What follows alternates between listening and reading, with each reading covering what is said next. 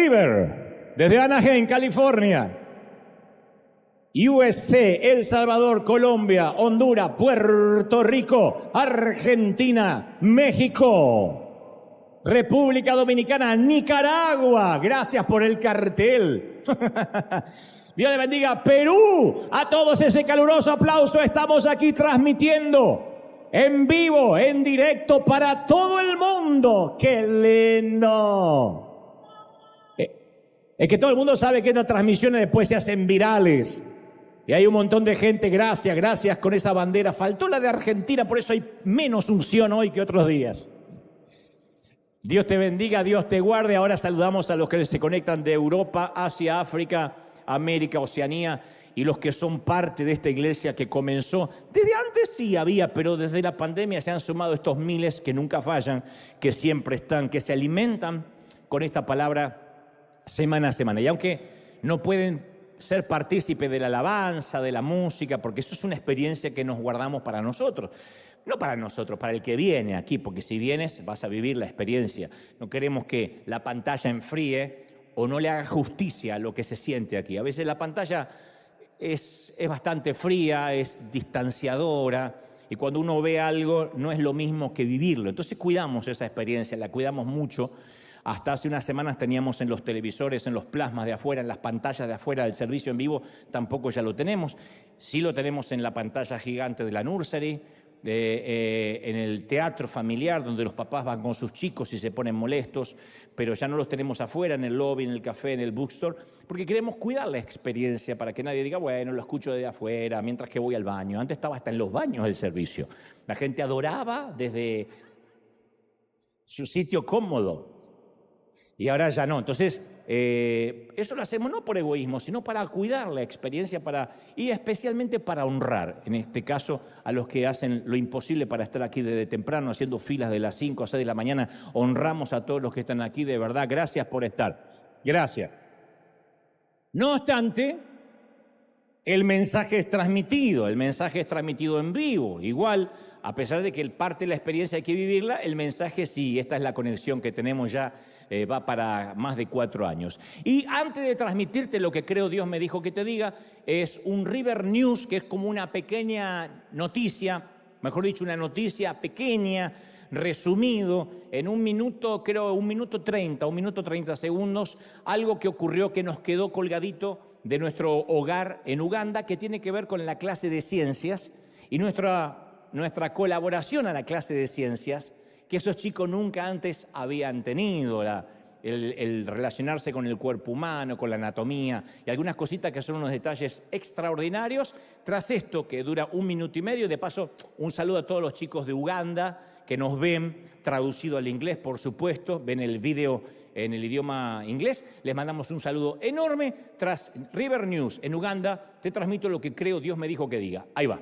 Nos miran todos los chicos de ciencias, ¿eh? Son nuestros chiquitos. Son nuestros hijitos, 260 y tantos chiquitos que dependen de nosotros. Son nuestros hijos, los adoptamos de manera legal. Les damos de comer, ahora 4 veces al día. Antes era 3, ahora son 4 veces al día, con desayuno, almuerzo, merienda, cena. Los alimentamos, los vestimos, los uniformamos y ya estamos inaugurando pronto el high school. O sea que tenemos hasta ahora la escuela primaria, pero al tener el high school lo vamos a retener un poquito más de tiempo. Después nos falta casarlos y después ya lo soltamos. ¿Estamos listos para recibir? ¿Sí o no? Muy bien.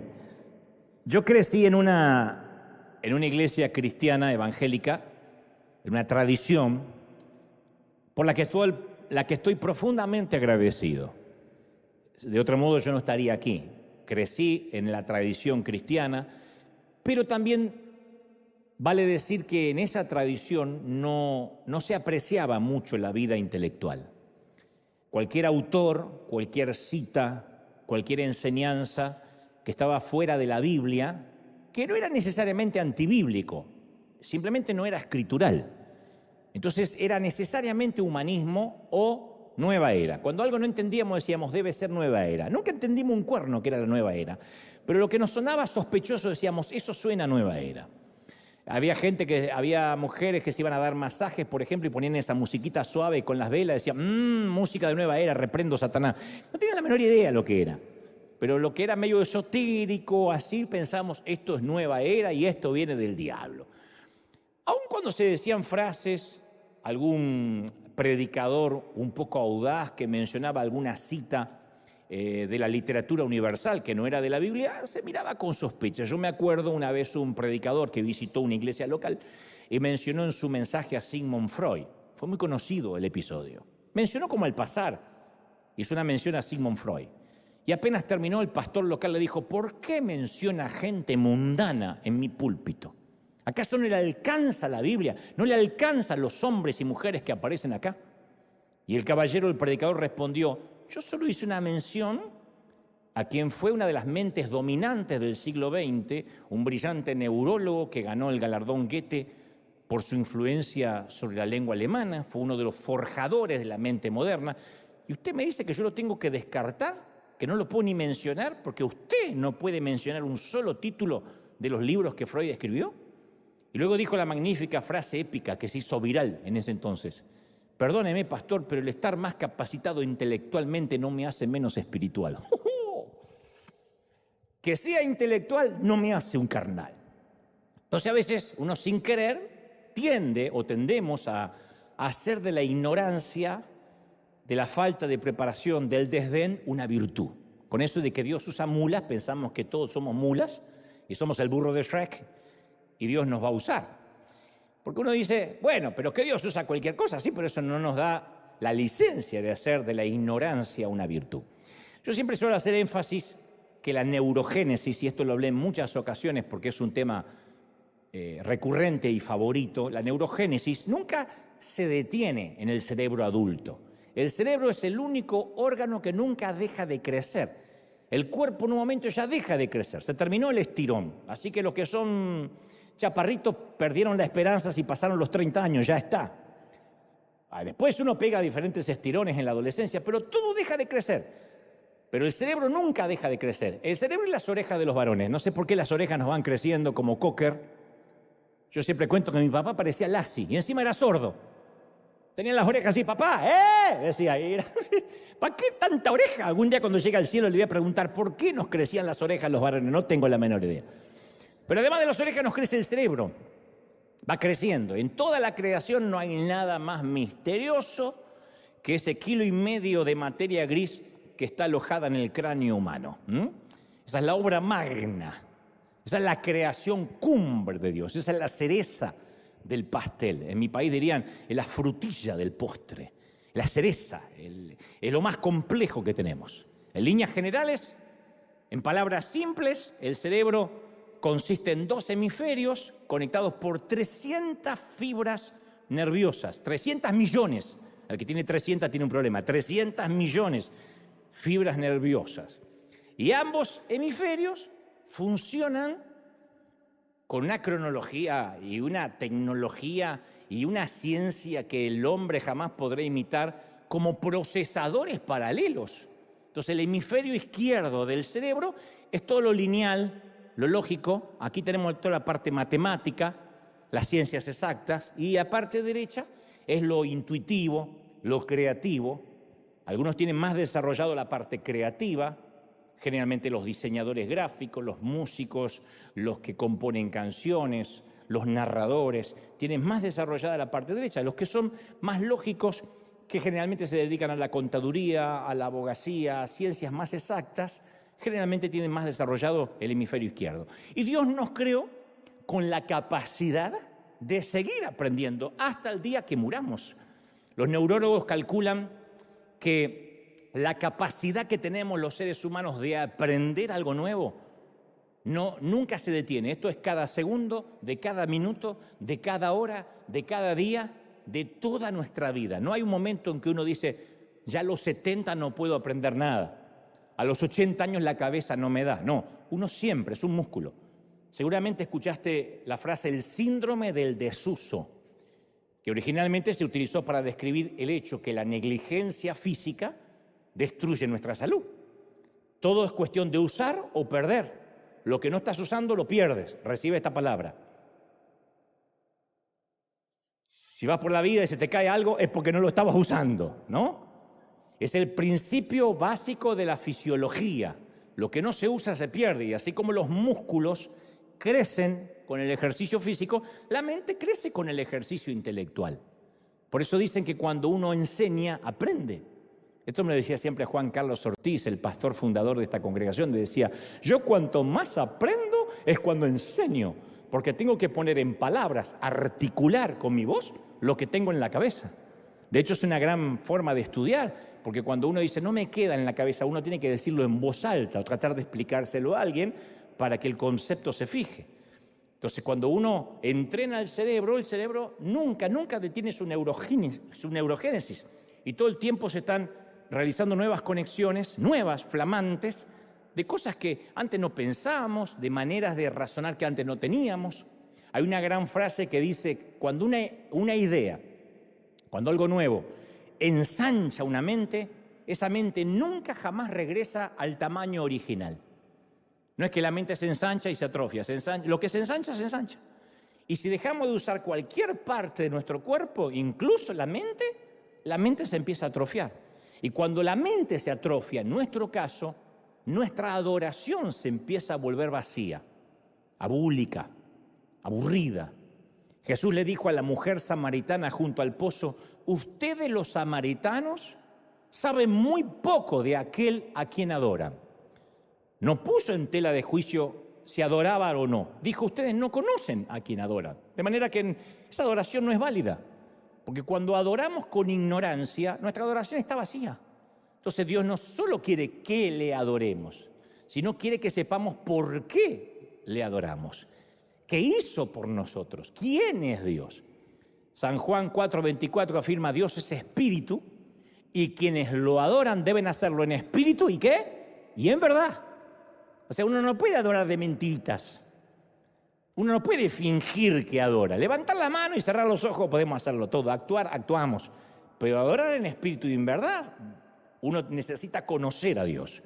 Pero siempre tenemos la tendencia a pensar que lo espiritual y lo intelectual son mutuamente excluyentes. O sea, que el alma y la mente son enemigas. Pero no son enemigas, no hay dicotomía. No es que si uno es intelectual deja de ser espiritual y si uno es espiritual necesariamente se hace ignorante. Porque un gran amor siempre nace de un gran conocimiento. Cuando uno conoce a alguien se enamora más o se enamora menos o se da cuenta que no está enamorado. Pero cuando uno se acerca a quien ama, a quien le parece que es atraído, después se enamora más. De otro modo es deslumbramiento. De otro modo es lo que se mal llama amor a primera vista. No, no es amor a primera vista, no existe. Es una atracción. Pero después el amor crece cuando uno va conociendo. Entonces, cuando uno conoce más a Dios, se enamora más. Cuando uno menos lo conoce, menos relación tiene, más cuesta amarlo porque uno no lo conoce. Y a veces hasta tiene una malformación de quién es Dios. Había un texto primario en Israel que se repetía 2 veces al día, que se llamaba la Shema, y que decía, ama al Señor tu Dios con todo tu corazón, con toda tu alma y con todas tus fuerzas. Corazón, alma y fuerzas. Esa era la repetición que tenían los judíos, el pueblo hebreo. Ama con tu corazón, alma y fuerzas. Esa es la esencia de la Torá. Átala a tus brazos, átala a la cabeza, ponla en los dinteles de la puerta, píntala en la entrada, repítela como lo primero a la mañana y lo último que repitas a la noche antes de irte a dormir. Transfiéreselo, díselo a tus hijos, a tus nietos. Pero alguien un día le pregunta a Jesús, ¿cuál es el más grande mandamiento? Y Jesús citó la Shema que todo israelita devoto conocía. Esto de amar a Dios con corazón, con fuerzas y con alma. Pero se nos escapa el detalle que Jesús le hace una enmienda. Una enmienda es un agregado a una ley. La quinta enmienda, la cuarta enmienda, si sabremos de eso en este país. Una enmienda es algo que se le agrega. Entonces esa enmienda que le hace a Jesús se lee en la versión de Mateo. Dice, ama al Señor tu Dios con todo tu corazón, con todo tu ser, y dice el Señor, y con toda tu mente. Hasta ahí nadie había incluido la mente. O sea, el Señor le añade la palabra mente, es Jesús quien se la añade. Él elevó el amor a Dios de la tercera a la cuarta potencia. Dijo, no dejes la mente. Y la mayor parte de los creyentes creemos o hemos creído que siempre ha habido un conflicto entre la ciencia y la fe. Pero a veces lo único que le decimos a cierta gente intelectual es: usted recíbalo por fe, créalo y no lo cuestione. No, pero yo quiero entender. Usted no tiene que entender nada. Reciba por fe. Ahora, reciba. Y ya está. Que le entre por la fuerza la palabra como un supositorio. Por donde sea que le entre, pero que le entre. Y el intelectual dice: yo quiero entender. ¿Está mal? Sí, está mal. Tiene que aceptarlo por fe, decimos nosotros. Pero nosotros nunca, a pesar de que hablamos así, nosotros nunca regresaríamos a la consulta de un médico que mira la placa de nuestro pulmón y dice: bueno, al parecer Dios permitió que aquí se desarrolle una mancha rara. Así que lo que le voy a recetar es que se vaya a su casa a orar. Regrese en 2 semanas, le sacamos otra placa para ver si Dios cambió algo. Ustedes dirán: no vuelvo más. ¿Por qué? ¿Dejamos de creer en Dios? No, seguimos creyendo en Dios, pero queremos un médico que comprenda el mundo natural de las causas y los efectos. ¿Para qué vamos a ir al médico? Para que se ponga a orar. Queremos un médico que tenga conocimiento, sí o no, sobre las funciones del cuerpo humano y que nos diga con fundamentos lógicos qué fue lo que causó esa mancha. Y lo más importante de todo, queremos un médico que conozca la manera de eliminar lo que sea esa mancha. No queremos que nos diga: vamos a estar orando. No queremos ni que un mecánico abra el capot del auto y diga: y déjemelo, le oro 1 semana y lo viene a buscar. No queremos eso. Y si no lo esperamos en la clínica del médico, si no lo toleraríamos con un mecánico, ¿por qué habríamos de esperar que la gente deje su cerebro en el bautismo? Que la gente deje de pensar, de cuestionar. ¿Por qué sentimos cierta molestia cuando alguien, algún familiar inconverso, alguien que no tiene nuestro peregrinar cristiano, quiere razonar? Y le exigimos que tiene que aceptar todo por la fe. Mira, lo creas o no, esto funciona. Es así. Literalmente es así. Hay cosas que funcionan por fe. Pero el Señor no dejó la mente afuera. No hay conflictos ni contradicciones entre la fe y la ciencia. Pero a veces, insisto, los cristianos tenemos cierto temor de que si alguien se dedica a estudiar demasiado, lo vamos a perder. Va a dejar de creer en Dios. El humanismo se le va a meter en la cabeza. Como si la comida tuviera más poder que la sal. Tenemos miedo que si nuestro hijo quiere estudiar psicología, no, a veces se nos vuelve loco y después empieza a orarle a Freud. No va a pasar eso. ¿Por qué no va a pasar eso? Estudiemos lo que estudiemos. Porque si yo desarmo mi computadora y le pido a un experto en tecnología que venga y me explique con exactitud cómo funciona una computadora, yo no voy a llegar a la conclusión de que el fabricante de computadoras no existe, de que se armó sola. Ahora que investigué cómo funciona la computadora, entiendo que se formó por el Big Bang y porque nació del océano. Yo voy a entender que alguien lo fabricó. La ciencia siempre termina conduciendo a Dios.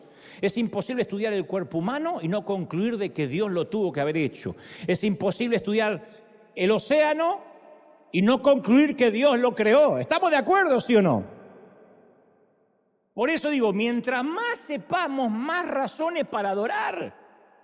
Mientras más descubrimos y nos metemos, porque más sabemos, y cuando uno más sabe, más disfruta. Yo lo dije una vez. El enólogo, el que se dedica a sentir las texturas del vino y que te puede tomar una copa con un sorbito y te dice: creo que abusaron mucho de la madera, pero tiene un maridaje espectacular porque puede combinarse con las carnes. No obstante, hay una aspereza que se siente en el fondo de la lengua. Ese es el que conoce los secretos del vino. Después está el borracho que pisa un corcho y ya habla estupideces. ¿Qué tomaste? No sé, algo que estaba ahí negro. No tiene la menor idea. El conocer hace que uno disfrute más. El músico dice: wow, las notas que tocaron, qué increíble. El que no sabe de música dice: ay, qué linda melodía, pero no entiende nada. El conocer hace que uno disfrute más. Son sabores aprendidos, le dicen. Hay sabores que son aprendidos, que uno no tiene inmediatamente el paladar adaptado a eso, pero lo tiene que aprender. Entonces, cuando uno lo aprende, empieza a entender por qué es tan cara esta comida, este menú, porque es un sabor aprendido. Bueno, el adorar a Dios también a veces es un sabor aprendido. Al principio estamos choqueados porque nos salvó del infierno, porque trajo salvación y sanidad a la familia, pero después uno se adentra más en Dios y se empieza a enamorar más de Él porque más lo conoce. No se puede ser espiritual sin ser realmente intelectual. Al mismo tiempo que se expande la mente, siempre se expande la fe, nunca es al revés. Mientras más conozcamos de Dios, más ganas de adorarle vamos a tener. Mientras más conozcamos del universo, de cómo funcionan las estaciones del año, la nieve, la lluvia, el sol, más ganas de adorarlo. ¿Crees, sí o no? Dicho esto, quiero aclarar lo que significa ensanchar la mente. Dije hoy que cuando una idea ensancha una mente, esa mente nunca vuelve al tamaño original. ¿Qué es cuando hablamos ensancha tu mente? Bueno, hay una palabra que usamos mucho, que es la palabra educación, que yo la conté en alguna ocasión, que deriva de dos raíces en latín que juntas significan sacar hacia afuera. Eso es educación. Educación es sacar hacia afuera. Hay otra traducción que dice despertar la curiosidad. Eso debería ser la educación en cualquier país civilizado. Despertar la curiosidad de nuestros hijos o de los alumnos, quienes sean. Pero si analizamos las metodologías de nuestras escuelas, cualquiera pensaría que educación significa amontonar adentro, meterle la educación hasta que le entre. A este le va a entrar o le va a entrar el cabezón. No es despertarle la curiosidad. Es desde hace poco que han descubierto los sociólogos de que si tu hijo, en una escala de calificación del 1 al 10, como se hacía en mi tiempo, tiene un 5 en matemáticas, pero siempre se saca de manera orgánica un 10 en castellano, significa de que hay que urgente ponerle un tutor y un profesor para castellano, no para matemática. Voy a decirlo otra vez porque dice se equivocó. No me equivoqué. Si el chamaco se saca 2, 3, 4 en una escala del 1 al 10, en matemática, en todas las materias, pero en castellano se saca un 10, hay que identificar lo que orgánicamente él fluye y en eso hay que entrenarlo. Este chico tiene una inclinación al castellano. ¿Para qué lo vamos a hacer? Con un profesor que le enseñe matemática, a lo sumo va a ser un matemático mediocre a la fuerza. Pero eso no pasaba. ¿Quién nos identificaba lo que queríamos ser cuando éramos chicos? ¿Quién decía, a este le gusta ser arquitecto? Tu abuela. Vas a estudiar lo que tenga una salida laboral. Entonces, es ahora que empezaron a identificar cuál es el ADN de cada quien. ¿Cuál es la inclinación? El creativo necesita un tutor creativo, no que le metan lo que no le sale. Pero siempre uno dice, ya que no anda mal en matemática, le voy a poner un profesor de matemática. Bueno, en términos generales, para que pase la materia, para que no lo echen del colegio, sirve. Pero no es la solución al problema. Los programas académicos giran alrededor de meter conocimiento a la fuerza y no por despertar la curiosidad natural de cada quien. De qué viaja en tu ADN, qué viaja en tus genes. ¿Qué es lo natural? Algunas cosas son heredadas, otras cosas tienen que ver con el entorno de la casa. Y en el sistema educativo de nuestros días pensamos en la enseñanza como transferencia de información.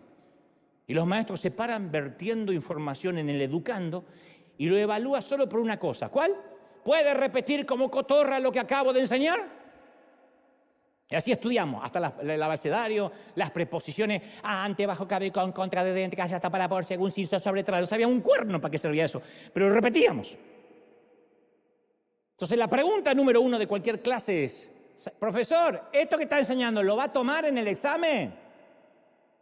Y la respuesta ¿qué es? No, no lo voy a tomar. ¿Para qué lo vamos a aprender si no lo va a tomar?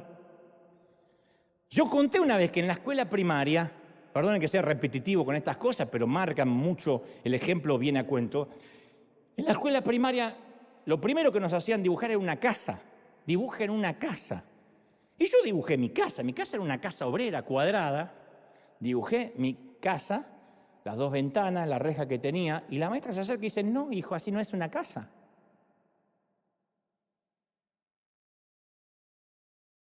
Yo dije, vivo en una cueva. ¿Dónde vivo si esa es mi casa? Veo que algunos dibujaron mal la casa. Voy a dibujar cómo es una casa. Techo a dos aguas, siempre techo así. No había un techo a dos aguas en toda la Argentina en mi tiempo. Chimenea, caminito, tejas rojas, un árbol en la puerta. Ahí me di cuenta que yo nunca vivía en una casa, vivía en una caja de zapatos. ¿Cuál es el punto? Nos enseñan a pensar. Nos enseñan a cómo tenemos que dibujar en la casa la cual nunca hemos vivido. Y perdemos lo más importante, que es el amor al aprendizaje, el amor a querer saber más. Lo mismo puede pasar en la iglesia. Usted tiene que creer esto, repítalo por fe, diga conmigo. Hay una moda, repita conmigo, dígale que está a su lado. Ahora diga conmigo, levante la mano, profetice, decrete. Ahora dígale que está a su lado. Ahora busque 3 o 4, dígale. Yo, cuando soy público, a mí me insultan la inteligencia. Yo hay momentos que miro al de al lado y digo, no te voy a decir un cuerno más, me pudriste. Dígale que está a su lado, hoy te ves bonito, a un tipo de bigote, hoy te ves bonito, ¿qué pasó? A mí no me gusta que me invadan, no me gusta. Y creo que tampoco te gusta a ti. Porque creemos, no sé quién le dijo a qué predicador que si repiten les va a quedar. Pero si eso lo traemos de la escuela, después nos olvidamos la mayor parte de lo que aprendimos. Porque no es amontonar un cúmulo de conocimientos prestados, repetir como loro lo que dijo la maestra, lo que dice el apóstol, lo que dijo el pastor. Obviamente, ya somos adultos, nadie nos va a enseñar cómo dibujar una casa, pero nos dicen cómo piensa Dios, qué no le agrada, qué le agrada, cómo hablarle, cómo te atreves a faltar al servicio de la semana. A Dios eso no le agrada, por eso ahora el Señor va a quitar la bendición. ¿Cómo hacer para que Dios no te mande al infierno? Te dicen que Dios te va a mandar, que Dios no te va a mandar, que ahora te perdonó, que ahora por ahí te manda, porque son los cónsules del infierno, manejan el visado de quién va y quién no va. Y algunos líderes dicen amar la verdad. Y amar la verdad significa no leer nada secular, ni siquiera leer noticias, no se contamine con malas noticias.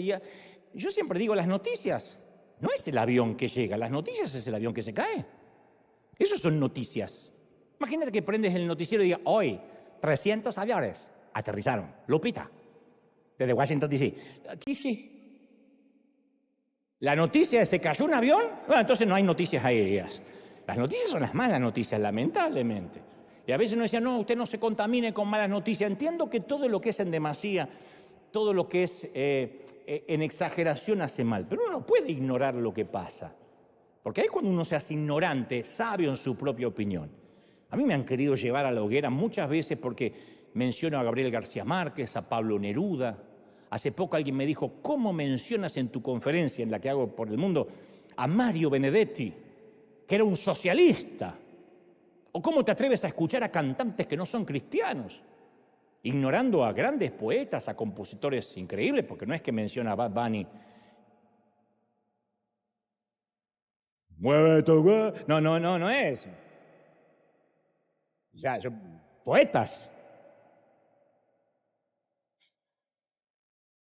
¿Cómo menciona gente mundana? Como si los autores bíblicos hubiesen sido inmaculados.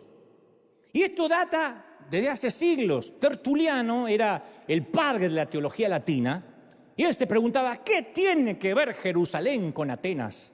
Haciendo énfasis que lo teológico, tipificado, representado en Jerusalén, no debía mezclarse nunca con la filosofía intelectual de Grecia, que tipificaba a Sócrates, representaba a Platón, Aristóteles, ¿no?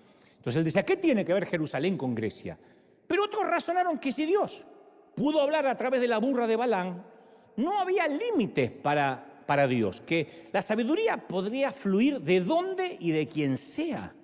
Y ellos entonces no leían solo la Biblia, sino que también leían escritos griegos, romanos, y buscaban la sabiduría en donde podían hallarla, porque decían, toda verdad es verdad de Dios.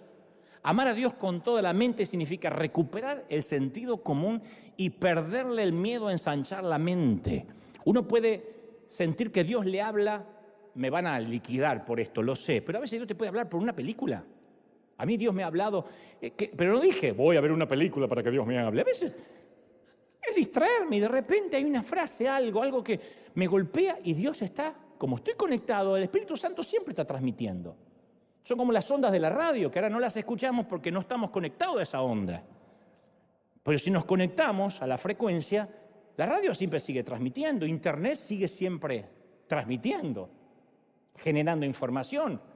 Cuando uno se conecta, no es que recién ahí Internet se conectó, nosotros nos conectamos. Y si uno está conectado todo el día, Dios te puede hablar a través de cualquier canción, a través de lo que sea. No es que necesariamente Dios está estereotipado a hablar a través del pastor, a través de un cántico nuevo, a través de una adoración. Sí, Dios habla a través de todo eso, pero no habla solo a través de eso. ¿Quién puede limitar a Dios? Dios habla a través de quien quiera, a través de un inconverso Dios te puede dar un mensaje. Y darte una lección que el inconverso ni sabe que te está predicando y te dice algo que, ¡ay! Y es el Espíritu Santo usándolo. De verdad, y no es una mula. Entonces, amar a Dios con toda la mente quiere decir que no tenemos que ponernos nerviosos con respecto a dónde va a conducirme este libro, si es que realmente yo estoy buscando sinceramente la verdad. Pero a veces tenemos miedo que el saber más va a atentar con nuestra fe. Es al revés. Alguna vez me tocó leer Religiones Comparadas, porque yo ilustraba ese libro, y ahí me enteré cómo piensa un católico. ¿Qué cree? ¿Qué cree un adventista? ¿Qué cree un testigo de Jehová? Cuando uno no sabe eso, lo primero que hace es reprender, le lavaron la cabeza, el espíritu de la gran ramera, el espíritu de esto. No, son gente que tiene sus creencias. Entonces, en lugar de discutir como un fanático y mandarlos al infierno, uno puede hasta debatir con conocimiento. Cuando uno sabe en qué creen otras religiones, otras creencias, uno puede debatir. En Argentina hubo un presidente hace mucho tiempo en el regreso a la democracia, porque antes de eso había un gobierno de facto militar. El primer presidente de la democracia de Argentina, la democracia recuperada, se llamaba Raúl Alfonsín. Y él tiene una frase que todavía está viral en las redes y dice: usted puede debatir con cualquier hombre de derecha o de izquierda, hablando en términos políticos, ¿no? Y siempre va a ser una discusión racional.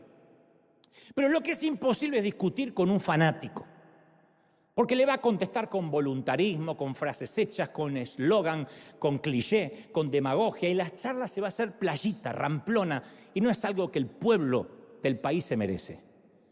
El fanático dice: no sé, te reprendo, diablo inmundo, te reprendo. Y ya está, es todo lo que dice. Porque el Señor nos dio la victoria, aleluya, aleluya, aleluya, el Señor nos dio la victoria, pero no puede debatir. Lo que le quedó es la frase que le hizo repetir el pastor 42 veces como loro, pues no puede debatir. Entonces, cuando no tenemos argumentos, solo nos queda reprender demonios. Al que piensa distinto es un hereje y lo mandamos al infierno y se acabó el problema. Y así no funciona. Y eso es porque nos han dicho: no pienses, no cuestiones, deja el cerebro en el bautismo, porque cuando entras a la iglesia ya no necesitas el cerebro. El pastor va a pensar por ti.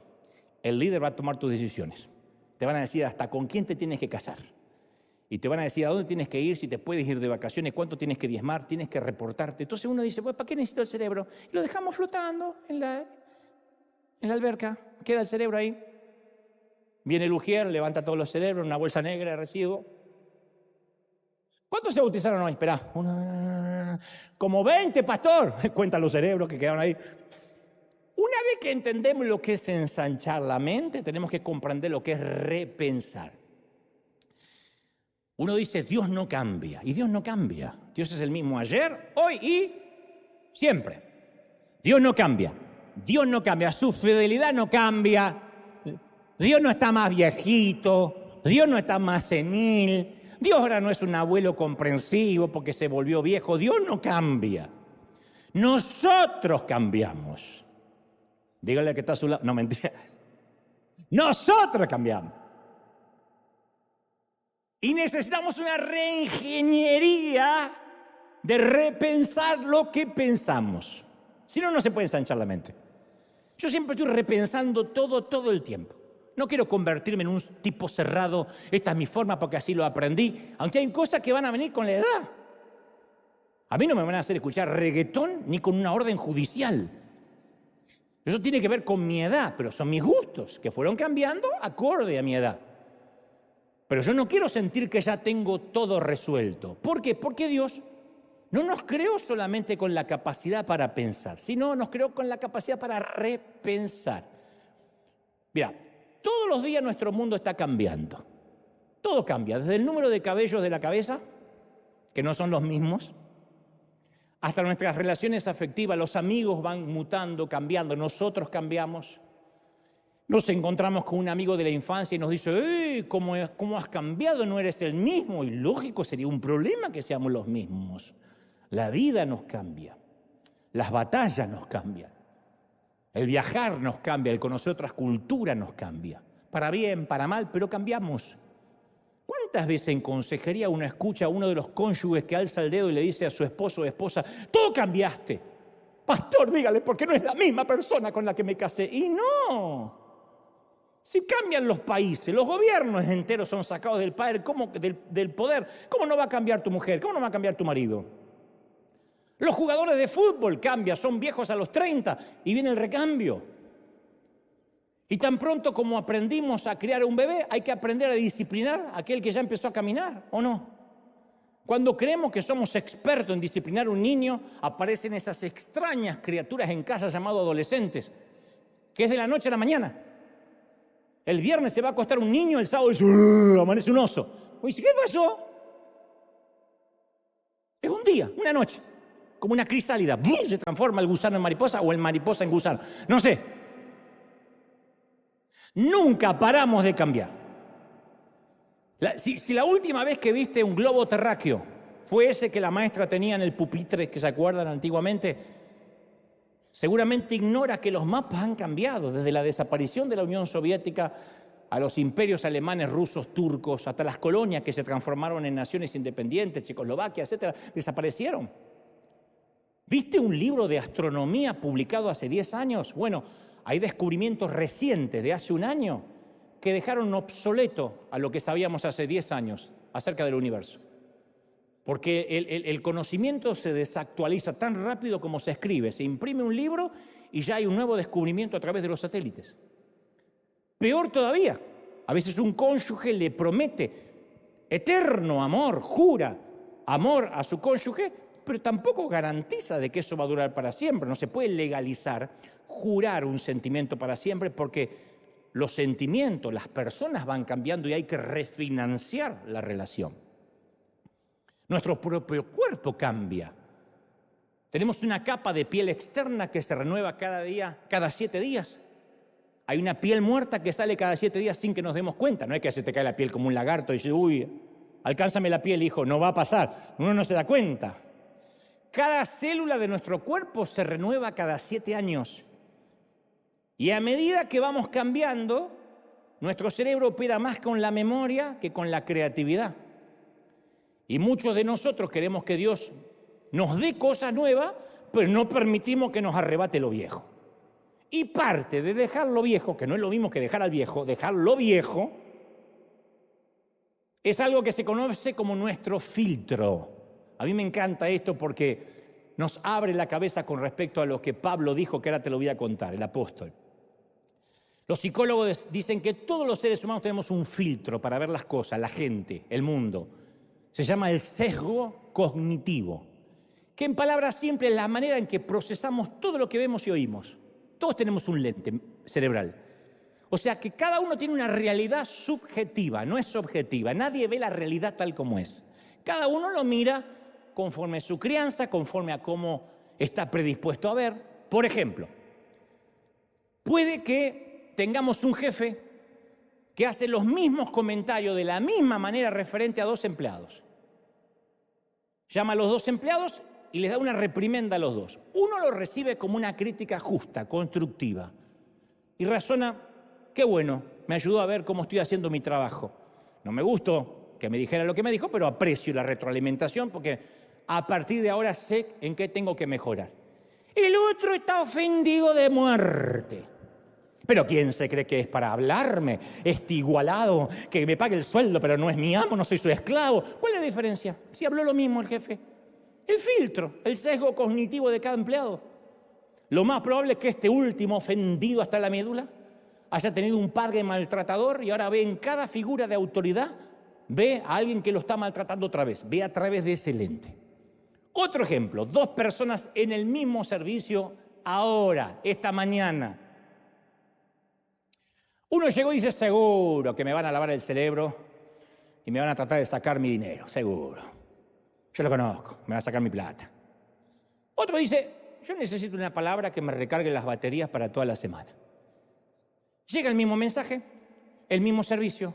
El primero se va pensando, ¡ja, ja! Intentó lavarme el cerebro, pero no pudo, ni loco me saca $1. Mira la urna y dice, y se va. El segundo dice, era la palabra que necesitaba hoy. 2 personas al mismo servicio, diferentes percepciones. Siempre vamos a encontrar lo que estamos buscando. Siempre.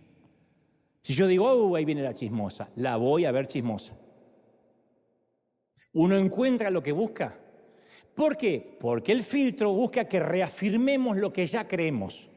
Esa es una realidad subjetiva. Yo busco algo que reafirme lo que ya creo.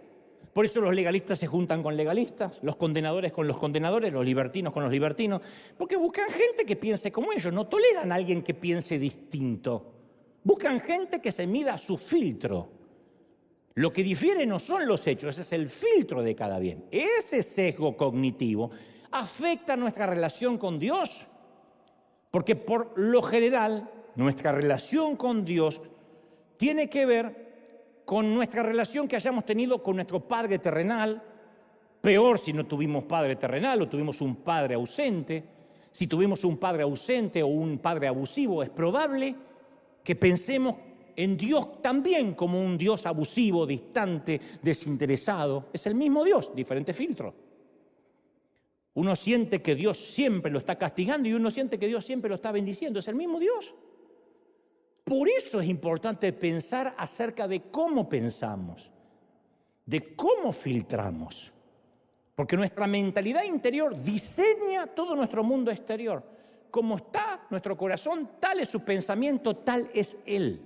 De la abundancia del corazón habla la boca. Como somos, vemos el mundo. Es como aquel abuelo que una vez conté que mientras dormía, el nieto le unta queso en los bigotes. Y cuando se despierta dice, esta habitación apesta. Sale a la casa y dice, toda la casa apesta. Sale afuera y dice, ¿qué digo la casa? El mundo apesta. Es su bigote. Y los cristianos solemos compartir un filtro en común, todos. Se llama tradición. A mí no me lo enseñaron así.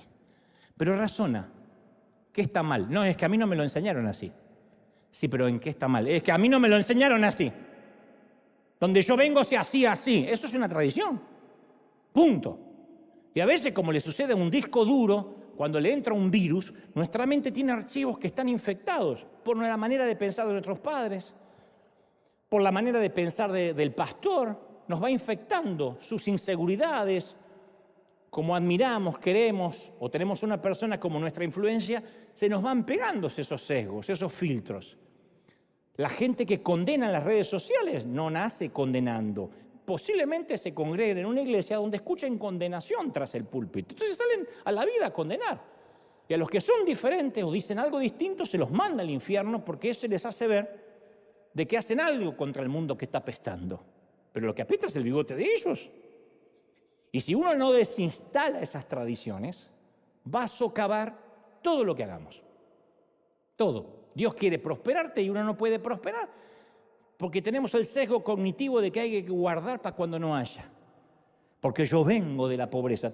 La mayoría venimos de la pobreza. Pero una cosa es ser pobre y otra tener mentalidad de pobre el resto de la vida. ¿Cuánta gente miserable y pobre tiene fortunas en el banco? La miserabilidad no es recíproca con la cantidad de dinero, es una forma de ver la vida. ¿Cuánta gente sienta que nada le alcanza y tienen más de lo que van a poder gastar en la vida?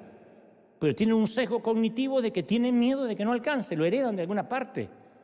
Entonces la mitad del aprendizaje consiste en aprender, lógico. La otra mitad consiste en desaprender. Y por desdicha, desaprender es el doble de difícil de aprender. Yo no te cambio un público lleno de ateos por un público de pastores, por un público de teólogos. Porque el ateo es fácil, porque dice, a ver, sorpréndame. Y uno le puede predicar. El que ya cree que sabe, ¡oh! Los analfabetos del siglo XXI no son aquellos que no pueden leer y escribir, son aquellos que no pueden desaprender y aprender. ¿Vieron nuestros padres? Alguien debe tener un papá, una mamá, un abuelo que dice, ay, no, yo no entiendo el control remoto, no te prendeme la tele porque yo no entiendo. No entiendo estas cosas raras, aprendeme. Pero mamá, te explico, no entiendo tantos botones, me pone nerviosa. No está, es una analfabeta tecnológica, no está dispuesta. No me anda el celular, no me anda, lo tienes que cargar, mamá. Ay, encima hay que mantenerlo. Y sí, no se olvida darle comida al perro y se olvida de cargar el celular. Entonces, una vez que aprendemos algo, nos cuesta horrores desaprenderlo. Una vez que creemos algo, ¡ay! Nos cuesta horrores dejar de creerlo. Porque la misma estructura mental que nos hace enseñables, nos da el mismo potencial para hacernos no enseñables. Es más difícil sacar de la mente viejos pensamientos que poner pensamientos nuevos. Esa es la gran cautividad mental. Ese es el desafío que enfrentó Jesús. Si uno analiza las enseñanzas de Jesús, era un maestro, un profesor de desaprendizaje. El 80% de sus mensajes, oíste que fue dicho, mas yo digo. Él estaba desinstalando conceptos viejos, poniendo verdades nuevas. Ustedes han oído que se dijo, ojo por ojo, diente por diente. ¿Qué decía la gente así? Amén, amén. Por eso le volé un diente a esta vieja, porque me voló. Amén. ¿Quién no va a probar algo que se sabe? Pero yo digo, no resistan al que les haga mal. Si alguien le da una bofetada en la mejilla derecha, vuélvanle la otra. Ahí no había amenes. Ustedes oyeron que se dijo, ama a tu prójimo y odia a tu enemigo. ¿Quién no ama un versículo así? Odia al chino que te cruzó el auto. Odia al indio de al lado que no saca la basura. Odia al hispano de la migra. Odia, ¿o no? Amén, amén, odiemos, no, pero yo digo, amen a sus enemigos. Oren por su suegra. ¿Quién va a decir amén? Entonces, una mitad del crecimiento espiritual consiste en aprender lo que no sabemos. La otra mitad consiste en desaprender lo que creemos saber. Eso es lo más duro. La arrogancia hace que el cerebro se ponga rígido. No hay nada peor que hablar con un arrogante. Porque él cree como que sabe cómo piensa Dios, Dios le consulta con él y Dios le habla todas las mañanas y no hay manera de hablarle. La humildad permite que el cerebro se mantenga abierto, enseñable. ¿Cómo lo voy a saber todo? Capaz que hay cosas que no sé. Puede que esté haciendo cosas equivocadas. Puede que haya aprendido mal. Pablo escribe en Romanos 12:2, no se amolden al mundo actual, sino sean transformados mediante la renovación de la mente. Renovación de la mente. No dice conserven la mente intacta, renuévenla. Es la única forma, dice el apóstol, de comprobar la voluntad de Dios buena, agradable y perfecta. La buena voluntad de Dios, la agradable y la perfecta, renovando la mente. ¿Qué significa no amoldarse al mundo actual? Cuando él habla de no amoldarnos al mundo, en realidad está confrontando nuestras mentalidades. Hay un patrón de pensamiento, un filtro de tradición que se forma en nuestro interior.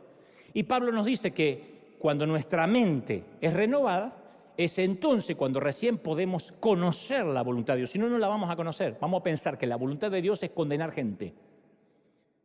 Porque la gente que ataca, la gente que denigra, la gente que chismea, cree que lo hace para Dios. Como en el tiempo de las cruzadas, cuando salían a matar cristianos. Ellos lo hacían pensando que lo hacían para Dios. El Ku Klux Klan eliminaba a la gente de color pensando que era justicia divina. Entonces la gente que piensa que hace las cosas para Dios es porque no conoce cómo piensa Dios. Porque nunca renovó la mente. Entonces no puede saber cuál es la buena voluntad agradable y perfecta. Entonces este es el punto central. ¿Por qué no decimos lo que no sabemos con la misma facilidad que explicamos lo que sí sabemos? ¿Por qué los pastores creemos que siempre tenemos que tener la respuesta a todo lo que sucede? Yo creo que cuando decimos tener todas las respuestas, lo único que dejamos al descubierto son nuestras inseguridades. Porque la persona arrogante e insegura cree saber todo. El que es seguro no pierde hombría, ni pierde feminidad, según el caso, por decir, esto yo no lo sé. La verdad, desasname, no entiendo.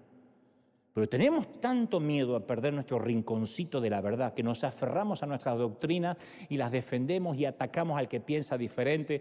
¿Qué sucederíamos? Yo siempre me pregunto si tuviésemos la valentía intelectual y espiritual de admitir nuestra ignorancia en muchas cosas.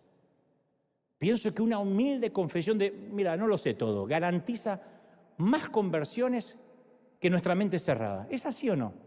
No admiramos a alguien que dice, yo esto, la verdad que yo no sé. Había veces me preguntan, no lo escucho hablar del Apocalipsis porque no tengo tanta base para ponerme a hablar de la cuarta bestia, la novena, el noveno cuerno, la tercera suegra. No tengo. Posiblemente me meta en un lío. Esa ignorancia todos somos ignorantes en algo. O todo el mundo acá conoce arquitectura, o todo el mundo acá es astrónomo, o todo el mundo acá es médico. Todos somos ignorantes en muchas disciplinas, ¿o no? Bueno, vinieron todos los de Harvard hoy, pero al otro servicio vienen los ignorantes. Capaz que tengo más amenes. Tenemos que admitir que no tenemos toda la respuesta. No sabemos por qué la gente piadosa también murió de COVID. ¿Por qué hay niños que tienen leucemia? Pero sí conocemos a aquel que conoce todas las respuestas y sabe por qué, aunque nosotros no lo sepamos. ¿Sí o no? Eso es lo que tenemos que hacer. Y decirle, ¿qué sé yo? Habla con Dios. Si no te lo explicará acá, te lo explicará en el cielo. Pero durante años hemos tratado de ofrecer lo que nunca debimos ofrecer. Y durante mucho tiempo ofrecimos todas las respuestas. Venga que Cristo lo va a sanar. Y hay que decir, te puede sanar, te puede no sanar. Venga que Cristo te va a prosperar. Cristo salva, sana, liberta y prospera. Nosotros teníamos un cartelito de eso. Mi papá se entregó al Señor allá en el año 1975 y permitió que en el garage de su casa colocaran un cartel que decía Cristo salva, sana y liberta todos los días menos los lunes. Porque no había servicio ese día. Entonces, Cristo salva, sana y liberta todos los días menos los lunes. En los lunes te morías porque Cristo no te liberará. ¿Qué es querer tener todas las respuestas? Bueno, si está enfermo es porque algo habrá hecho, algún pecado oculto, por eso le vino esa enfermedad. Si no te sanaste es porque te faltó fe. Encima que uno está sufriendo te vienen a tirar esa carga, te faltó fe. Si te va mal es porque dejaste de congregarte y saliste de la cobertura apostólica. Si no prospera es porque hay una maldición que está sobre ti. Y luego un chinito se come un murciélago. Antes que haga la digestión, pone a todo el mundo a temblar de miedo con un virus que se propaga. Y quienes alegaban tener todas las respuestas tuvieron que encerrarse en la cocina de su casa porque esto era muy contagioso. No juzgo, obviamente, la prudencia ni las medidas sanitarias. Estuvo bien. Nadie les pidió que salgan a sanar gente. Lo decepcionante para todos fue cuando la gente notó que los pastores no teníamos todas las respuestas. Que ahora también había muchas preguntas y mucho miedo. ¿Por qué Dios permitió la pandemia? ¿Por qué permite la guerra? Ni idea, yo qué sé. Dios no nos mandó a tener toda la respuesta. Quiere que ofrezcamos una relación con el Padre a través de Jesucristo. Esa es nuestra tarea, ¿sí o no? Alguien tiene que decir amén. ¿Sí o no? Ahora sí, amén. Y esa relación es la respuesta a todas las preguntas. Entonces, conducimos a la relación con Dios y Él nos da las respuestas. Y te voy a decir esto, voy a agregar algo más. No está mal tener dudas. Incluso si nuestros hijos, si tus hijos, pasan por un periodo que comienzan a dudar de Dios o cuestionan tu fe o la fe, no se trata necesariamente, en el 99% de los casos no lo es, de un demonio. No hay que orarle por las noches, no hay que ungirlo con aceite mientras duerme, no hay que agarrar esas canoas que se ponen las patas y ungirle la zapatilla. No. Lo mejor es decirle, hijo, entiendo que estés dudando, ya vas a tener tu propio encuentro con Dios. Eso te va a dar credibilidad. Y tu hijo va a sentir que eres un padre racional. No estoy hablando de un chiquitito que tiene que obedecer porque es chiquito. Estoy hablando de 15, 16, 17 años y empieza a cuestionar. Tienes que decir, está bien, yo no te pido que dejes el cerebro en el bautisterio porque yo no lo dejé. No espero que lo hagas. Yo fui criado en un hogar de padres cristianos. A mis 7 años de edad, ellos se entregan a Cristo. O sea, pasé la gran parte de la niñez en un hogar cristiano. Pero nacer en un garage no me transforma en un automóvil. Yo puedo nacer en una pecera y no voy a ser Nimo. Eso es así. Entonces tuve que abordar mi propio lote de dudas. Las dudas son algo garantizado en los hogares cristianos. Las dudas no se resuelven enviando al chico a una escuela dominical para que el maestro le enseñe o metiéndolos en un colegio cristiano que le obliguen a meter Biblia. No. Las cosas básicas a veces de la fe en los hijos de cristianos están tan incorporadas que a veces las damos por sentado. Y hay que examinarlas antes de hacerlas propias, antes de heredar la fe de los padres. De otro modo, los hijos de cristianos heredan de segunda mano, de forma prefabricada, la fe de sus padres. Y eso no es una fe viva, no es una fe que respira, es algo vacío. Lo peor, que nuestros hijos cuestionen la fe, mejor dicho, que nuestros hijos cuestionen la fe, no es lo peor. Que tu hijo diga, bueno, yo a veces me cuesta que venga a la iglesia, no lo veo escuchando alabanza, eso no es lo peor. Eso es saludable, porque va a hacer que no herede la fe de sus padres. No va a ser el famoso nieto de Dios. Dios no tiene nietos, Dios tiene hijos. No es que como yo soy creyente, él es nieto. No, él tiene que tener su propio encuentro con Dios. Está bien que resuelva sus propias preguntas. Tú le das un entorno, un hogar cristiano. Tiene que ver que el hogar adora a Cristo, que en el hogar se habla de Dios.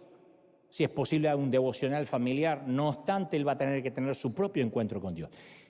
Que él pase un periodo de rebeldía no está mal. Todos hemos sido rebeldes. Hagan memoria. Ay, yo no. Encima Alzheimer. Hagan memoria. Todos hemos pasado un tiempo de rebeldía. ¿Saben cuál es el problema en nuestros hijos? El gran problema, especialmente en los Estados Unidos de América, el relativismo. El me da lo mismo. Hijito, ¿tú qué piensas de Jesús? Yo no tengo problemas con él. De hecho, tengo una cruz. ¿Y cómo es Jesús? Yo los amo, a él, a John Lennon, a Bono de U2. Amo a Jesús, a Taylor Swift. Ese es el problema. Padecer el síndrome Pilato. Pilato estuvo por liberar a Jesús porque lo veía a Jesús como un buen tipo. Pilato ni creyó en Jesús ni le tenía bronca a Jesús. Pilato lo vio como un buen tipo. Le decía, dame una razón para que te deje libre, hombre. ¿Qué hizo? Le preguntaba a los judíos, ¿qué les hizo este hombre? Se considera rey de los judíos, pero en serio, no manchen, ¿qué les hizo? Pero no era que creían en Jesús. La mujer de Pilato dijo, no tengas nada que ver con este justo. Él no escuchó a la esposa. Él lo que quería era liberarse de este tipo. Y al no escoger, escogió. Fue relativista, le daba lo mismo, soltarlo, mandarlo a la cruz. De hecho, de ahí, la famosa se lavó las manos, porque literalmente se lavó las manos, que es el símbolo hasta el día de hoy. Si quieren matarlo, mátenlo, al cabo es su víctima. Ese relativismo es el problema de los Estados Unidos de América. Ustedes agarran a cualquier gringo y te dicen, yo creo en Dios. Yo creo en Dios, Dios es principal. ¿Cuándo fue la última que fuiste a la iglesia? No recuerdo, pero yo creo en Dios y también Superman. No tienen la menor idea. Ese es el problema. Y nuestros hijos pueden contagiarse de eso y estar muy cerca de la cruz y lejos de Cristo. Por eso insisto, está bueno que en cierta etapa de sus vidas nuestros hijos comiencen a dudar de su fe. Porque siempre ese camino, yo te lo garantizo, los va a llevar a un encuentro con Dios. Hay que dar gracias por los Saulos de Tarso, porque tarde o temprano se caen, reciben una revelación y se transforman en guerreros del Señor. ¿Alguien lo cree, sí o no?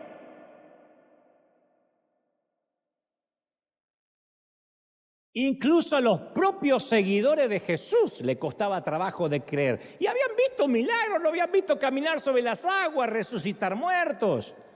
Tomás, uno de los seguidores de Jesús que no creía que Jesús resucitó. Al parecer Santiago, quien era medio hermano de Jesús, tampoco creyó durante un largo tiempo. ¿Por qué? Porque somos las únicas criaturas que necesitamos entender. Nosotros razonamos. Los perros no razonan, los gatos no razonan, reaccionan por instinto. Aunque me diga, ay no, mi gato es tan amoroso. Reacciona. El gato no se levanta y dice, hoy me siento perra.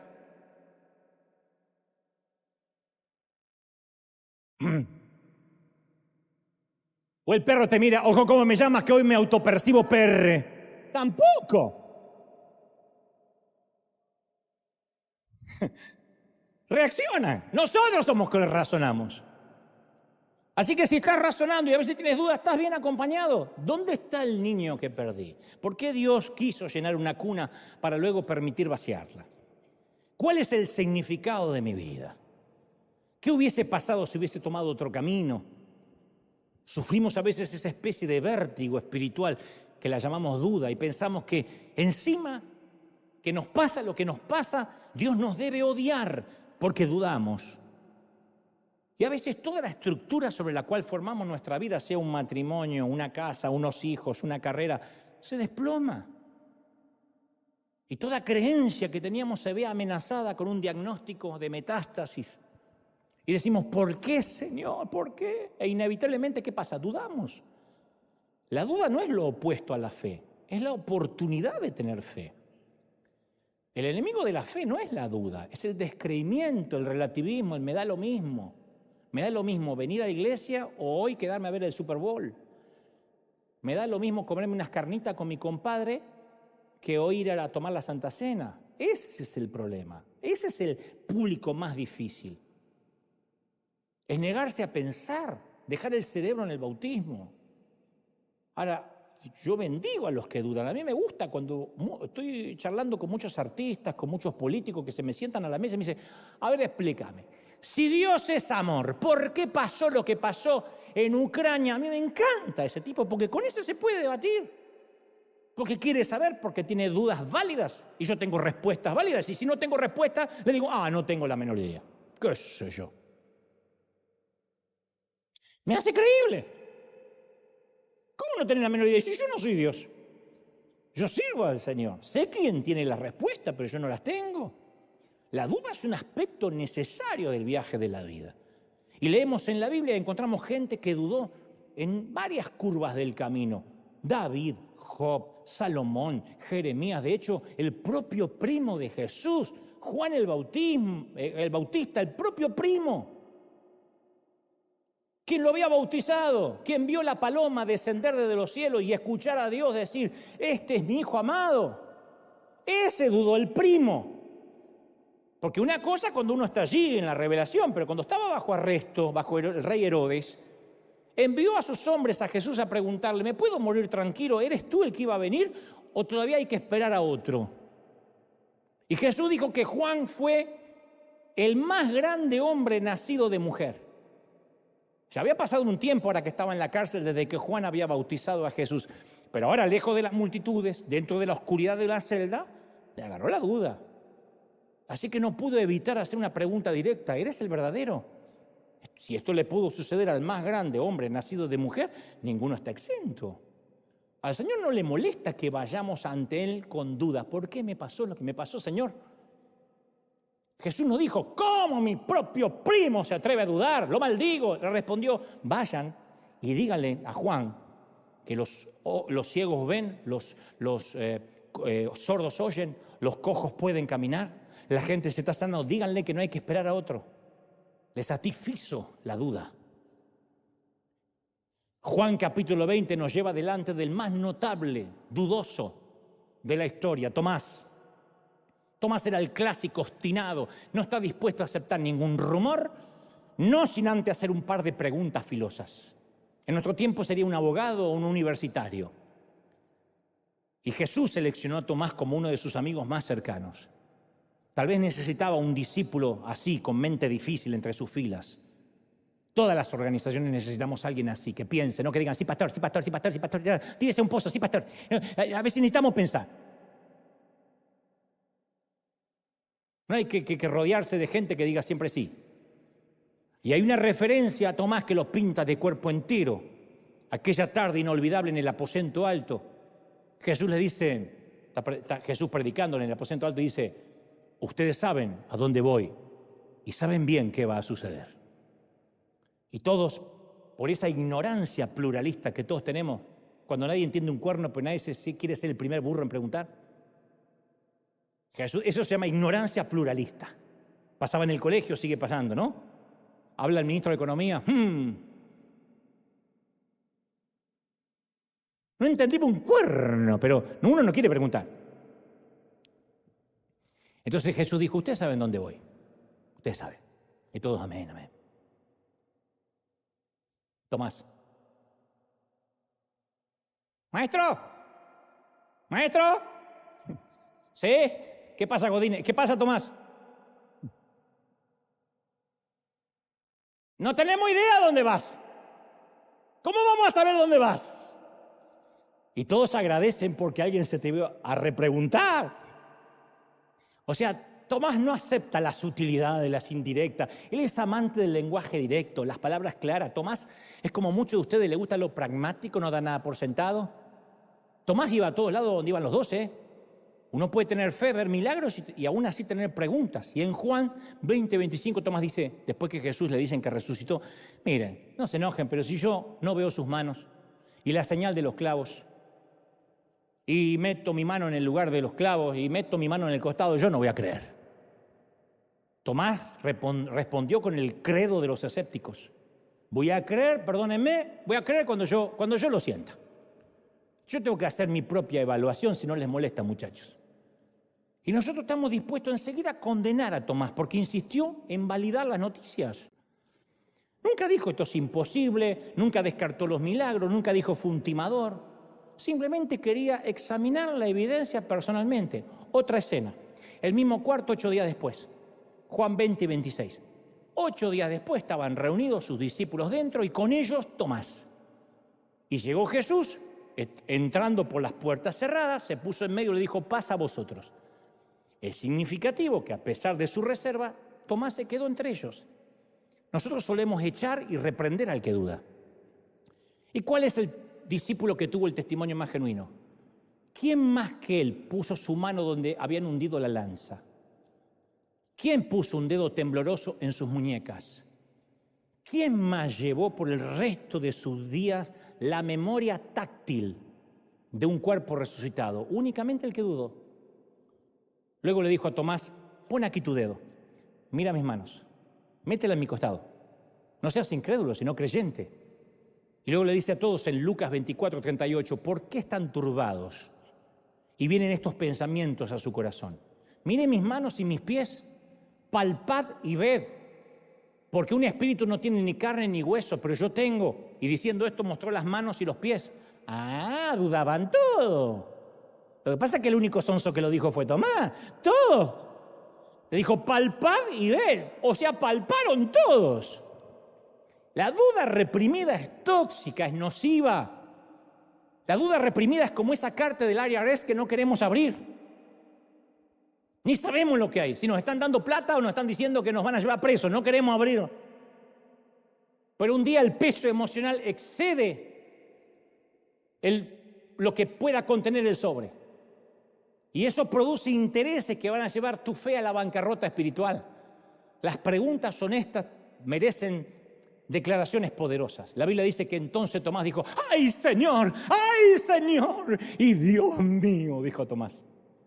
Yo no puedo leer este pasaje sin sentir que se me estremece el corazón, porque uno de los momentos más cruciales de todas las Escrituras es cuando Tomás dice, ¡ay, Señor! Y Dios mío. Siempre el testimonio más poderoso es del testigo más hostil, más escéptico. Y este escéptico que parecía hostil reemplaza su pregunta con una adoración. ¡Ay, Señor! Dios mío. Eso pasa cuando tocamos. Cuando, Señor, enséñame, dime, ¿por qué me toca esta temporada en el hospital? Enséñame por qué tuve que pasar por el cementerio. ¿Por qué no lo sanaste? Dime por qué fui a la quiebra. No tengas temor de preguntar. Porque yo te aseguro que después de conocer por qué, vas a decir, ¡ay, Señor, Dios mío! Eras tú detrás de todo esto, teniendo el control. Es lo que le pasa a Tomás. Yo cuanto más maduro, más me doy cuenta de mi propia ignorancia, de verdad. Todo lo que tengo que hacer es encender el Discovery leer un libro de ciencia, hojearlo, porque no entiendo casi nada. Escucho a expertos en cibernética o simplemente entro a una biblioteca, a una librería y me doy cuenta, ¡uy!, todo lo que no leí. Entonces suelo decirle, Señor, tú conoces mi capacidad limitada, el disco duro que me diste que es limitado. Ayúdame a entender que no voy a tener nunca todas las respuestas. No me alcanza la vida para leer todo lo que quisiera leer. Pero sí podemos decirle, Señor, abre mi mente. Dudo, pero quiero que satisfaga mis dudas. No hay territorio más crítico que nuestra mente, porque cuál es su pensamiento, tal es su corazón, dice Proverbios 23:7. ¿Lo creemos, sí o no? Y mi principal llamado creo que es ayudar a liberar a la gente de su cautividad mental. Es lo que siento en cada mensaje.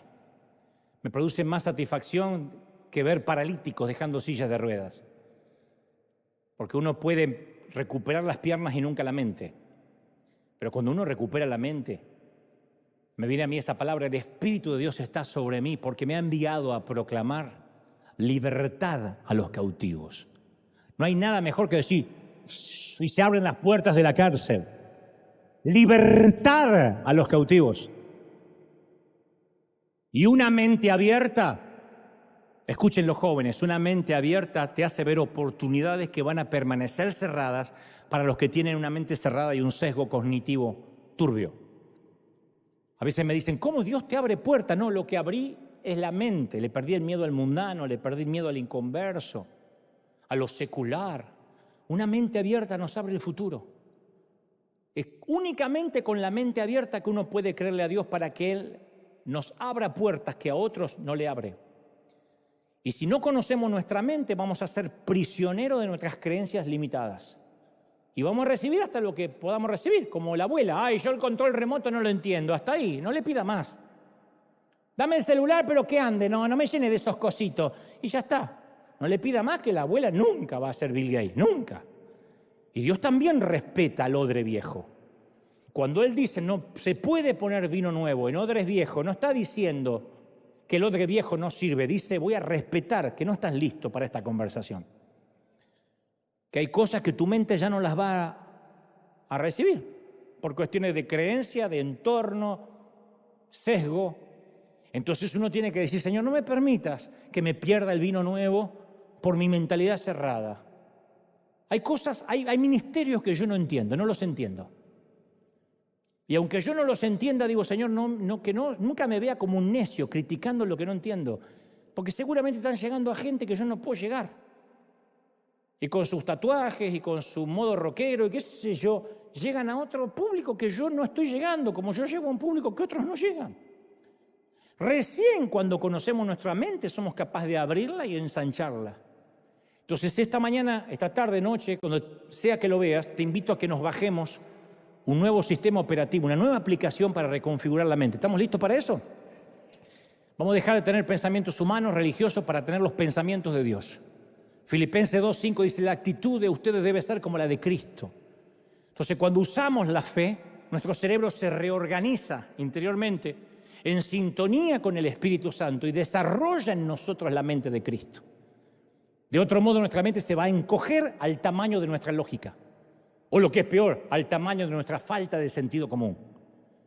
Yo sé que es más fácil encontrar algo incorrecto en lo nuevo que admitir que hay algo incorrecto en la vieja manera de hacer las cosas. Y sé que hay gente que dice, yo prefiero ser fiel a la senda antigua. La fidelidad no consiste en hacer las cosas como siempre. No es la fidelidad defender la doctrina. Es la valentía de repensar, de ser autocríticos, no hacer las cosas como se hicieron siempre. Entonces yo no pienso escuchar a los que ya fracasaron. Dejemos en el bautismo nuestros pecados, dejemos en las aguas nuestra vida pasada, pero por favor no perdamos el cerebro, vamos a renovarlo todos los días. Y como dice Corintios 2:16, porque ¿quién conoció la mente del Señor? ¿Quién lo va a instruir? Nosotros tenemos la mente de Cristo. Eso somos, de eso estamos hechos, cuerpo, alma y mente. Y repito lo que Dios nos dijo en la pandemia. Faraones de la religión, dejen pensar a mi pueblo. Celebra a ese Dios que nos dio la mente. Celebra a ese maravilloso Señor de señores. ¡Aleluya! Dale un aplauso grande porque la cautividad se rompe hoy. Las puertas de las cárceles se abren. Uy. Se abren los portones de las cárceles, se corren los barrotes. Alguien tiene que creerlo. ¿Tú lo crees? ¿De verdad que lo crees? Vamos, celebra los portones. Escuchan las rejas. Escuchan las puertas. Se abre. ¡Aleluya! Ensancha el sitio de nuestra mente. Levante las manos conmigo, Padre. Si hoy estás por primera vez en tu casa, nunca has oído hablar del Señor, te invito a que digas: entra en mi corazón, perdona mis pecados y anota mi nombre en el libro de la vida. Pero si ya eres cristiano, si ya tienes a Cristo en el corazón, sea porque acabas de hacer esta oración o lo eras de antes, únete conmigo y sabes que yo no te pido repetir nada, ni decirle nada al que está al lado, pero te voy a pedir un enorme favor. Serías tan amable y tan gentil de colocar tu mano sobre la frente como una señal del cerebro, de la mente. Generalmente la solemos poner en el corazón, pero vamos a poner la mano en nuestra mente y decir: Señor, renueva mi manera de pensar. Quita de mí toda religión, todo vestigio de tradición humana. Desinstala las viejas maneras de hacer las cosas. Primero vamos a desinstalar los archivos infectados. El antivirus del Espíritu Santo va a recorrer toda tu mente ahora.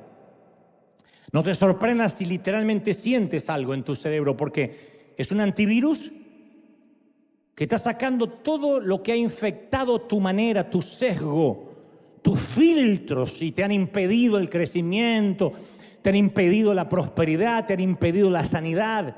Ahí está el Espíritu Santo limpiando, quitando momento a momento todo virus heredado de padres, de abuelos, de hermanos, de maestros, de pastores, de curas, de rabinos, que nos han mal enseñado y nos han adoctrinado y nos han dicho cómo se dibuja una casa, cómo se crea Dios, cómo piensa, que le agrada, que no le agrada, y nos han quitado el privilegio de depender del Espíritu Santo de manera directa. Más del Espíritu. ¡Uy! Más del Espíritu Santo ahora. El Espíritu Santo limpiando el cerebro. Esto es más que una mañana, una noche de milagros. Tú no sabes lo que ocurre cuando la mente se limpia. Y así como una computadora, ahora descubrimos de que había mucha memoria disponible, que había muchos gigas que estaban infectados, y entonces tu memoria y tu creatividad andaban lenta. Todo aparato electrónico, todo celular empieza a andar lento, a tildarse cuando hay mucha información que hay que liberar. Entonces ahora hemos desinstalado la vieja información. ¿Oíste que fue dicho? Guarda para cuando no tengas, mas yo te digo, yo soy tu proveedor. ¿Oíste que fue dicho? Todos los hombres son iguales y son abusadores, mas yo digo, no todos son iguales, no todos se parecen a ese padre, a ese ex cónyuge. Yo seré tu Dios, yo seré tu esposo, yo seré tu padre. ¿Oíste que fue dicho? Nadie es profeta en su tierra, pero sin embargo yo puedo hacer milagros a través tuyo en tu propia tierra. Porque aún las palabras que fueron dichas están escritas, pero Dios sigue estando vivo y es el autor de esas palabras. Y Él puede hacer, y no hay quien le diga qué haces. Recibe ahora, recibe. Ahora deja que a través de esa mano sobre tu mente entre la nueva revelación, entre lo nuevo. Ahora vamos a instalar, vamos a bajar esa aplicación donde va a instalar una nueva forma de pensar. Yo voy a orar para que el vino nuevo venga ahora sobre nosotros. Ya no hay odres viejos, así que no lo va a romper. El Señor va a poner vino nuevo, va a darte una nueva revelación, un nuevo amor, una nueva compasión, una nueva misericordia, una nueva carga. ¿Pueden sentirlo? Todos, todos, todos. Y a medida que ustedes comiencen a sentir esa renovación, me encantaría que lo articules en palabras, que lo digas, que ores, que clames, que digas, Señor, gracias. Gracias porque algo ha cambiado aquí en casa. Impresionante. Más. Doble porción del Espíritu sopla ahora. Imprime en las mentes una nueva revelación, un nuevo soplo de tu espíritu. Imprime algo nuevo, fresco, nuevo, gigantesco, único. Padre, gracias por esta tarde, por esta mañana. Según donde nos vean por los usos horarios, aquí en la mañana local de California. Señor, te damos gracias. ¿Cómo nos amas? Por eso nos habla, nos disciplina, nos exhortas. Y cada semana nos llevas a un nuevo nivel. Yo te pido, Padre, que esa mente nunca más vuelva al tamaño original. Que se ensanche. Ensanchamos el sitio, las estacas de nuestra mente. Ensancha el sitio de tu tienda, dice el Señor. Y yo creo y yo proclamo que en este día todo es nuevo, todo es estreno. Todo viene como una nueva revelación, nos vamos frescos, livianos. No importa, los virus ya quedaron atrás. Todas las cosas son hechas nuevas. Todas las cosas son hechas nuevas. Todas las cosas. Los que aún se van a ir con dudas, permítete, regálate la duda. Dios la va a apreciar. Habla con Él en el automóvil, habla con Él en casa. Dile, Señor, tengo dudas, explícame. ¿Qué padre no le explica a un hijo? ¿Qué maestro que aprecia la educación no le explica al educando? Dios va a decirte, yo voy a revelarte, voy a contarte, ¿estás listo para la verdad? Y Dios te va a dar la verdad. Y la verdad nos hará libres. Padre, yo bendigo a estos tus hijos, a este tu ejército, a estos tus obreros de primera línea. Bendícelos en la entrada, en la salida, en el acostarse, en el levantarse. Bendícelos en lo que crean, en lo que piensen, en lo que suspiren. Bendícelos en las horas de entretenimiento, de relax, de esparcimiento y en las horas de trabajo. Bendigo a todos los que viajan, los que crucen fronteras, los que entran, los que salen. Bendiga el fruto del vientre de las mujeres, bendiga el fruto del trabajo de las mujeres y los varones. Bendecimos nuestros hijos, nuestros nietos, nuestros abuelos. Bendecimos nuestras parejas, bendecimos, Señor, lo que nos rodea. Proclamamos tu bendición y yo nos proclamo benditos, sanos, libres de cautividad en el cuerpo, en el alma, en el espíritu y en la mente. Gloria a Jesús. Que Dios te bendiga. Chao. Hasta el domingo que viene. A ser libre, gente. Chao, chao, chao. Bendecido.